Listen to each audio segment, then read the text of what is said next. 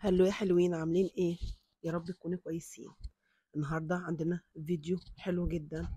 هنعمل شويه حاجات قبل ما ابدا الفيديو. هنغسل بطرماناتنا، هنعقمها كويس وهنركنها على جنب، وهنبتدي نعمل احلى مربى تين تاكلها في حياتك بكل سهوله. زي ما انتم شايفين الكميه حلوه جدا.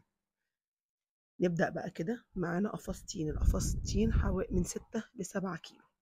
هنغسله كويس وننشفه ونقطعه انصاص. بعد كده هنبتدي نرفعه. بعد كده هنبتدي نحط له السكر بتاعه بعد ما كملنا شفنه خالص. هنحط له السكر بتاعه لكل كيلو تين مج سكر كبير.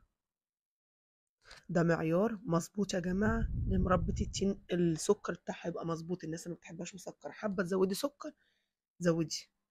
تمام. هنقلب التين كويس مع بعضه مع السكر ونحطها ليلة كاملة في التلاجة.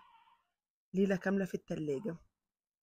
وبعد ما نحطه ليلة كاملة في التلاجة، أنا مش هضيف أي مية، مش هضيف أي مكونات تاني. هو المكونين دولت بس، سكر والتين. هينزل المية بتاعته كلها، والمية دي هتحسيها اللي هي تقيلة ومتكرملة، ده من السكر. هنسويه في ميته زي ما انتوا شايفين. المية بكمية كافية على نار متوسطة يا جماعة. وهو على النار هيبتدي على نار متوسطة، وهو على النار هيبتدي يطلع الريم. هيشيله واحدة واحدة، هيوصل للمرحلة دي من السوى.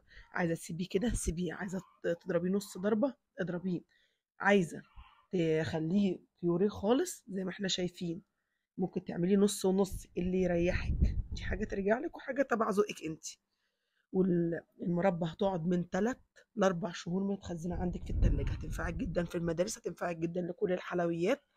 وانا من الناس العشاق للتين يعني. هنعبيه في البطرمانات بعد ما يبرد خالص، ونحط البطرمانات في التلاجة على طول.